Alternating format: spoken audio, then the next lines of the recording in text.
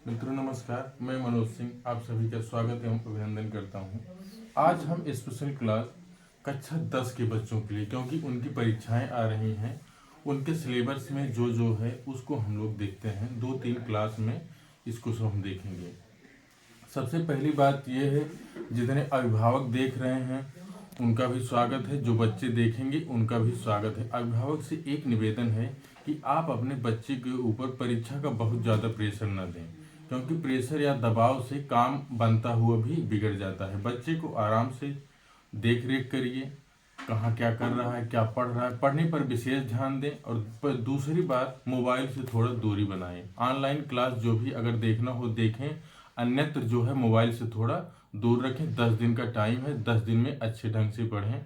हाँ, पहली बात, दबाव नहीं देना है, बच्चों को किसी भी तरीके से दबाव नहीं देना है। आइए हम लोग रस, सबसे पहले अभी हम कक्षा 10 की क्लास में देखते हैं। 2 रस लगा है, एक हास्य रस लगा है, दूसरा करुण रस लगा। आइए हम लोग देखते हैं। जितने भी लोग हैं सभी शेयर करेंगे इसको। सभी छोटे बच्चे जो हाई स्कूल में अब की बार कक्षा 10 में पढ़ रहे हैं उनके लिए जरूर शेयर करेंगे, क्योंकि उनके लिए थोड़ा सा लाभदायक होगा। प्रश्न उनके प्रश्न पत्र में तो बहुविकल्पी ही आएगा, विकल्प रहेगा, लेकिन हमको उदाहरण अगर पता है, नियम पता है, तभी हम बता सकते हैं कौन सा रस इसमें होगा। तो आइए हम लोग देखते हैं पहले रस, उसके बाद फिर अलंकार देखेंगे, फिर छंद। जितने सिलेबस में अकॉर्डिंग टू सिलेबस से ही देखेंगे, उससे अतिरिक्त नहीं देखेंगे। आइए हम लोग देखते हैं रस। रस पहली बात कहते किसे हैं, नॉर्मल सी बात है। देखिए, कविता को पढ़ने या नाटक देखने से पाठक या दर्शक के अंदर जो आनंद की अनुभूति या आनंद जो प्राप्त होता है वही रस कहलाता है। नॉर्मल ढंग से छोटे बच्चे इसको इस तरीके से समझें, जैसे आप कोई पिक्चर देखते हैं, मूवी देखते हैं, उसको देखने से हमारे अंदर जो आनंद मिलता है वही रस की प्राप्ति होती है। रस 9 प्रकार के होते हैं।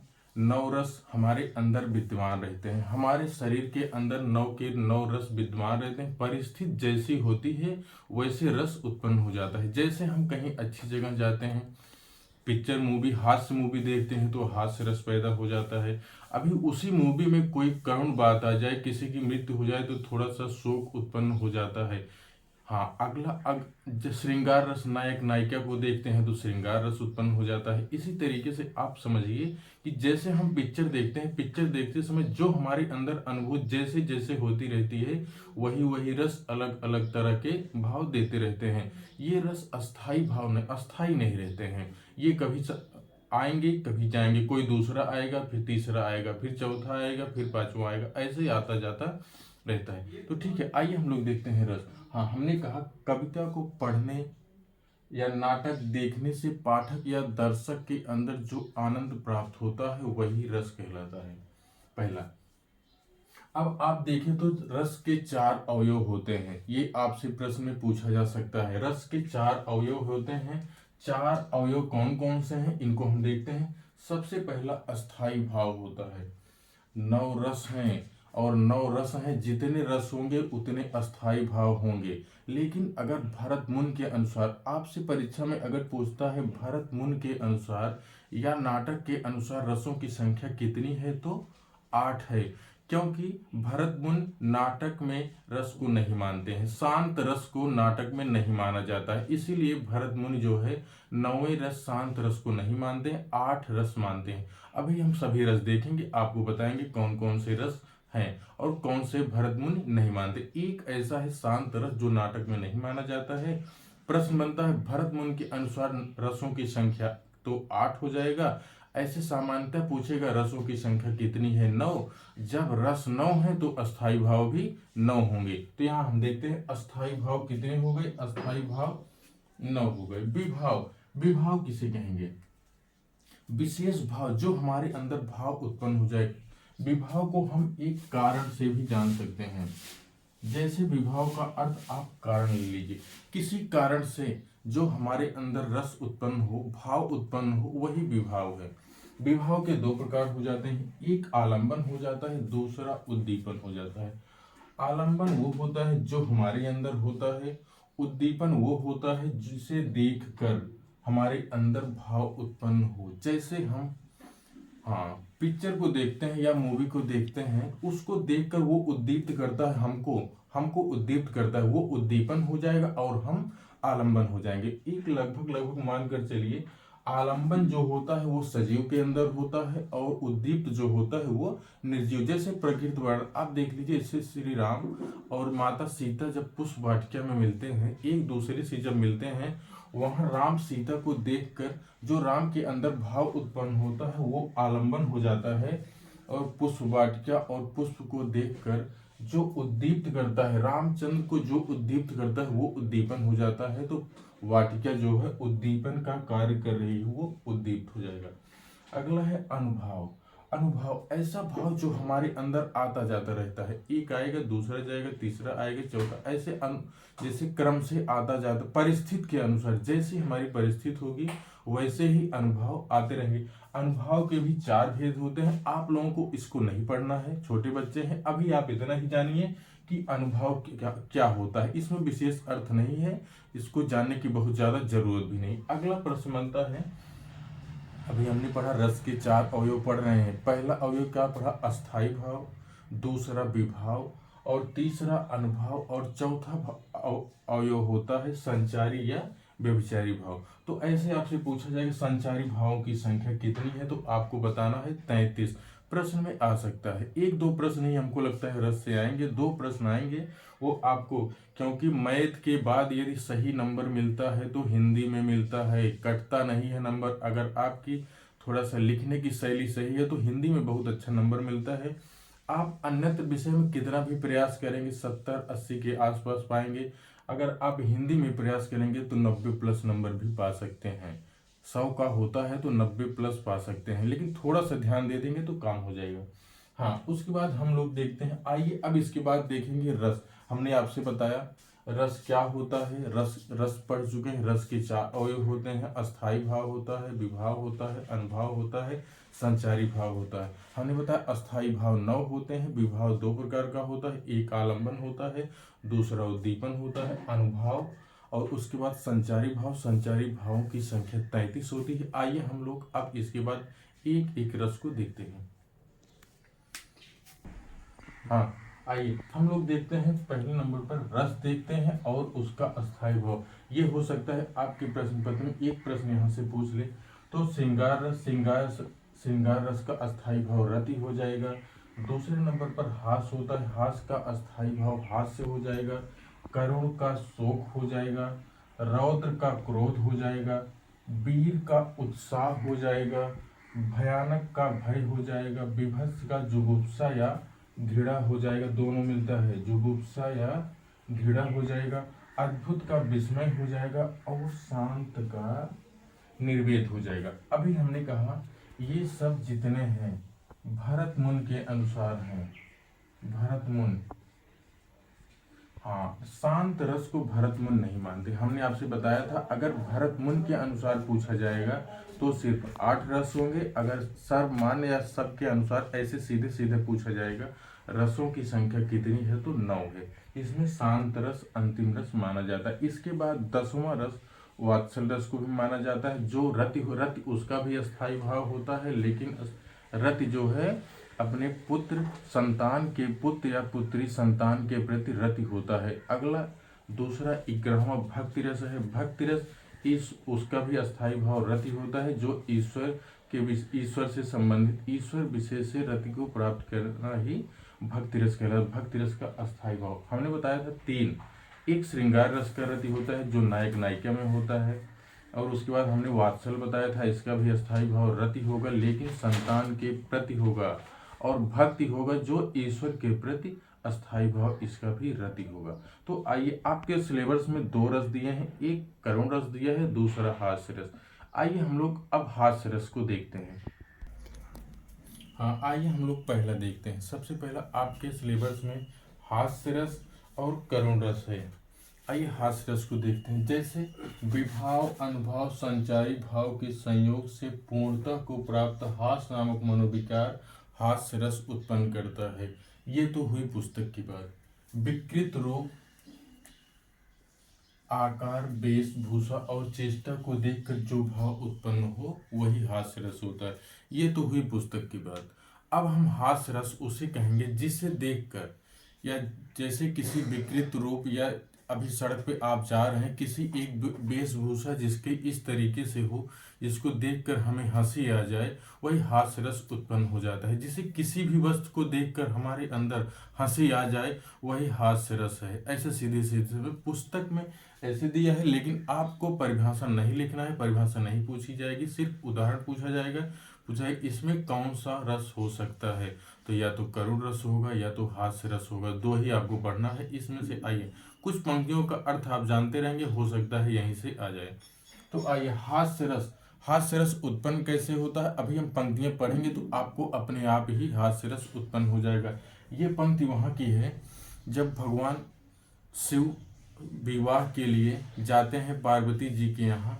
हिमांचल जो उनके पिता रहते हैं पार्वती जी के, उन्हीं के यहाँ बारात लेके जाते हैं। जैसे आपको तो पता है शंकर भगवान की बारात कैसे गई थी, सभी लूले लंगड़े जानवर, बिच्छू, सांप आदि यही सब गए थे। उनको देखकर जो वहाँ के लोगों में भाव उत्पन्न हो रहा है वही हास्य रस है।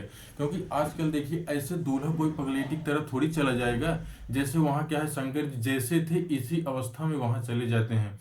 लेकिन दूल्हा आजकल देखिए, दूल्हा जाते कैसे हैं, दूल्हा कितना सज संवर कर जाते हैं। लेकिन उस समय भोलेनाथ भोले हैं, इसीलिए वो जिस अवस्था में थे उसी अवस्था में बारात लेके पलायन कर देते हैं। बारात तो आपको पता है कैसे गई थी।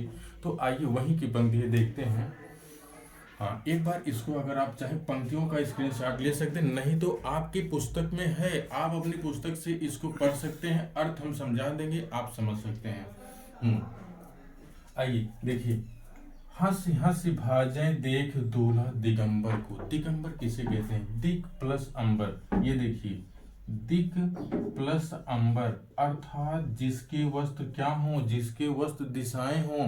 कहाँ शंकर जी पहनते थे, शेरवानी जोड़े जामे थोड़ी पहन के गए थे, वो तो ऐसे ही चले गए थे।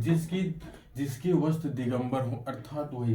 हंसी हंसी भाजें देख दूल्हा दिगंबर। जब शंकर भगवान वहां बारात लेके पहुंचते हैं तो वहां के लोग देखकर उनको देखकर जो है हंसते हैं।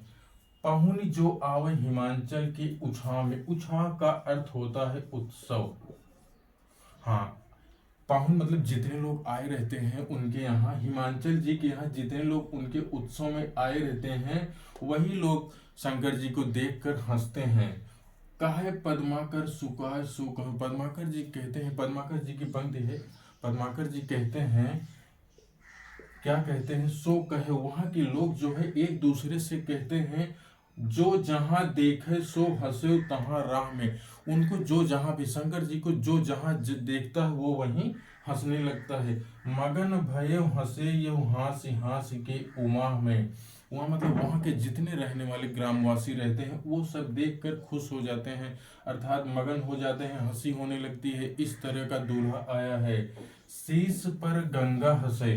शंकर जी के सिर पर देखिए गंगा जी हैं, वो भी हंसने लगती हैं कि हम इतना सुशोभित हो रहे हैं शंकर जी के सिर पर, इसीलिए यहाँ की जनता हंस रही है। तो अर्थात अर्थ है, शीश पर गंगा हंसे। शंकर जी के शीश पर गंगा जी हैं, वो भी हंसने लगी हैं। और भुजान भुजंगा हंसे। उनकी भुजाओं पर सर्प जो बैठा है वो भी हंस रहा है, इसलिए हंस रहा है। हाँ देखिए, हास ही को दंगा भयो नंगा के विवाह में। इतना लोग हंसते हैं, अर्थात जो नंगा जो है अगर शादी करने के लिए दूल्हा बनकर जाए तो लोग कैसे हंसेंगे, वही की बात है। जैसे शीश पर उनके गंगा जी हैं, उनको लगता है गंगा जी को हम इतना इनके सिर पर सुशोभित हो रहे हैं, इसीलिए यहाँ की जनता हमको देखकर हंस रही है। उसी तरीके से भुजान, उनकी भुजाओं पर जो सर्प है वो भी उन अपने आप को यही कह रहा है कि शायद हम इतना सुशोभित हो रहे हैं, इसलिए यहाँ की जनता देखकर हमको खुश हो रही है। इसमें हास्य रस है, हास्य रस। अगला एक और उदाहरण हम लोग देखते हैं। अभी हमने क्या देखा, हमने देखा शंकर जी जब विवाह समारोह के लिए बारात लेके जाते हैं, वही की कथा है। आपसे हो सकता है यही प्रश्न आ जाए, क्योंकि आपके सिलेबस में पुस्तक में ये उदाहरण है, तो हो सकता है। पहला उदाहरण ये है। आइए इसके बाद दूसरा उदाहरण और हम देखते हैं। हाँ, इसमें एक चीज और आपसे पूछ सकता है कि इसमें अस्थाई भाव, जैसे हास्य रस है तो इसका अस्थाई भाव क्या हो जाएगा, हास्य हो जाएगा। इसके बाद एक और आता है आश्रय। आश्रय क्या होगा, जैसे जिसके अंदर हमने आश्रय बताया था ना, आश्रय और उद्दीपन। आश्रय वो होगा वहाँ की महिलाएं जो हैं इनको देखकर जो हंसी आती है वही आश्रय हो जाएगा। और आलंबन क्या होगा, किसको देखकर हंसी आ रही है, शिव जी को देखकर हंसी आ रही है तो उद्दीपन शिव जी हो जाएंगे, आश्रय महिलाएं हो जाएंगी, उनके अंदर हंसी आ रही है, किसको देखकर आ रही है, शिव जी को देखकर आ रही है, आश्रय महिलाएं हो जाएंगी और उद्दीपन शिव जी हो जाएंगे। हाँ, और अनुभाव, महिलाएं जब देख देख कर हंसने लगती हैं वही अनुभाव है। और उसके बाद इसमें संचारी भाव अगर देखा जाए तो संचारी भाव हर्ष हो जाएगा, चपलता हो जाएगा और औत्सुक्य हो जाएगा। ये आप साहित्यिक सौंदर्य में लिख सकते हैं। अगर लिखने के लिए आएगा तो विकल्प के रूप में आएगा तो सीधे सीधे उदाहरण रहेगा, उसी को आपको बताना है कौन सा रस है, नहीं तो रस के प्रकार पूछ लेगा बस। आइए अगला उदाहरण देखते हैं। हाँ, आइए हम लोग दूसरा उदाहरण देखते हैं हास्य रस का। ये भी उदाहरण आपकी पुस्तक में दिया हुआ है, हो सकता है कि ये पूछ ले, क्योंकि आपकी पुस्तक में जितने उदाहरण है उसको सबको आपको पढ़ना है। एक एक हम करवा देंगे लेकिन तब भी आपको पढ़ना जरूर होगा, क्योंकि पढ़ेंगे आप, परीक्षा आपको देना है, हमको सिर्फ बताना है, हम बताएंगे और आप लोग पढ़ेंगे, ठीक है। हाँ, बिंध के वासी उदासी तपोव्रतधारी महाबिन नार दुखारी। यहाँ हास्य व्यंग किया जा रहा है, हंसी की बात है, हास्य है कि बिंध के वासी अर्थात बिंध पर्वत पर, जो पर्वत पर रहने वाले वो उदास हैं। उदास किस लिए हैं, नारी के लिए उदास हैं। ऐसा संभव नहीं है, जो सन्यासी हो जाते हैं उनको नारी से क्या मतलब है, वो तो साधु सन्यासी हैं, सन्यास धारण करें, नारी से क्या मतलब, वही इसमें बताया गया है कि बिंध के वासी, बिंध के अर्थात पर्वत पर रहने वाले जो है तपोव्रत जिन्होंने धारण कर लिया है, तपोव्रत को धारण कर लिया, महाबिन नार दुखारी, वो भी नारी के लिए, बिना नारी के दुखी हैं। गौतम तीर तरी तुलसी सु कथा सुन के मुनि वृंद सुखारे। हाँ, जिस तरीके से गौतम ऋषि की पत्नी अहल्या रहती हैं, उनका जो है वो एक सिलवट या पत्थर जैसे हो जाती है। प्रभु श्री रामचंद्र जी ने अपने पैर से स्पर्श कर दिया था, वो पुनः स्त्री हो जाती है। वही खुशी सुनकर वहाँ के ऋषि हैं, जितने ऋषि मुनि हैं सभी खुश हो जाते हैं कि प्रभु श्री राम आएंगे और जितनी यहाँ जंगल में जितनी यहाँ शिलाएं हैं सभी को पैर से स्पर्श कर देंगे और जितने पत्थर हैं सभी नारी हो जाएंगे। यही पंक्तियां इसमें है, देखिए। जिस तरीके से गौतम की पत्नी को जो है स्पर्श करने से एक स्त्री हो जाती है, उसी तरीके से मुनिवृंद, यही बात सुनकर यहाँ जितने मुनिवृंद हैं वो सब सुखी हो जाते हैं। वही है शिला सब चंद्रमुखी पर से पद मंजुल कंज तिहारे। वही है अर्थात हो जाएंगे शिला, पत्थर जितने हैं सब चंद्रमुखी जैसे हो जाएंगे। और कीन्ही भली रघुनायक जो करुणा करि कानन में पंगु धारे। अर्थात ऋषि मुनि वही कहते हैं, करुणा अच्छा किए हैं प्रभु श्री राम जी, करुणा करके हमारे यहाँ आए हैं और जितनी शिलाएं हैं सबको स्त्री बना देंगे। इसी, अब देखिए हास्य की बात है कि नहीं भाई, जो ऋषि है जो तपोव्रत का धारण कर लिया है उसे सन्यासी का स्त्री से क्या मतलब है, गृहस्थ जीवन से क्या मतलब है। इस पंक्तियों में हमें हास्यरस उत्पन्न हो जाता है। जैसे जो बातें सही नहीं हो अगर वो सुनने से हमको लगे हंसी उत्पन्न हो जा रही तो हास्यरस हो जाता है। हाँ, इसके बाद अभी हमने हास्य पढ़ा है, हास्य के दो उदाहरण हैं। इसके बाद हम लोग करुण रस, अभी करुण रस देखिए, रस आज समाप्त हो जाए क्योंकि रस में दो ही हैं, एक हास्य रस है, दूसरा करुण रस। आइए करुण रस के एक दो उदाहरण आपको हम परिभाषा सहित बताते हैं। हाँ, आइए हम लोग दूसरा रस देखते हैं, करुण रस। करुण रस का अस्थायी भाव शोक हो जाता है। इसकी परिभाषा एक बार देखें, विभाव, अनुभव तथा संचारी भाव के संयोग से जिस रस की उत्पत्ति होती है वो करुण रस होता है। अब पुस्तक वाला था, अब हमारा सुनिए। जैसे किसी को देखकर, जैसे किसी की मृत्यु हो जाने पर जो भाव हमारे अंदर उत्पन्न हो जाता है, अपने सगे संबंधी का अगर किसी का इस तरीके से हो जाता है तो वो जो हमारे अंदर भाव उत्पन्न होता है वो करुण रस होता है। करुण रस में हमेशा नायक नायिका अलग हो जाते हैं जो कभी मिलते नहीं, जिसकी मृत्यु हो जाती है वो दोबारा हमसे नहीं मिल पाता है, तो करुण रस में यही है। आइए हम लोग इसका उदाहरण देखते हैं। मणि खोए भुजंग सी जननी, फंसा पटक रही थी शीश, अंधी आज बनाकर मुझको किया न्याय तुमने जगदीश। पहले एक बार इसका आप स्क्रीनशॉट ले लीजिए, जितने उदाहरण है आप ले लीजिए, ये आपकी परीक्षा में पूछा जा सकता है। हाँ, ये पंक्तियां वहां की हैं जब राजा दशरथ श्रवण कुमार को बाण मार देते हैं। कौन सा? लक्ष्य भेदी, लक्ष्य को भेद कर जो बाण मारते हैं वही लक्ष्य भेदी होता है, मार देते हैं। दशरथ को महसूस होता है कि तालाब के किनारे कोई हाथी स्नान कर रहा है, शिकार करने के चक्कर में वहां पता चला कि श्रवण कुमार पानी भर रहे थे, बाण उनको लग जाता है, उनकी मृत्यु हो जाती है। उन्हीं के बाद श्रवण कुमार के माता पिता के जो वेदनाएं प्रकट की हैं, जो करुणा उत्पन्न हुई है, वही इस पंक्तियों में कहा गया है कि जैसे एक जो है सर्प होता है, यदि उसकी मणि खो जाए तो बिना मणि का वह कैसे हो सकता है, कैसे रह सकता है। उसी तरीके से उनके माता पिता दोनों लोग विलाप करते हैं, बिना पुत्र का उनके पास कोई नहीं है, उनकी करुण रस उत्पन्न हो जाता है। ठीक, आइए देखें। मणि खोए भुजंग सी जननी, फंसा पटक रही थी शीश। उस तरीके से जैसे एक सर्प का यदि आप मणि छीन लीजिए, वो अपना फन पटक, लोग कहावत है, जैसे बचपना में हमारी दादी हमको बताती थी, सर्प होता है 100 साल का हो जाता है तो मणि को प्राप्त करता है।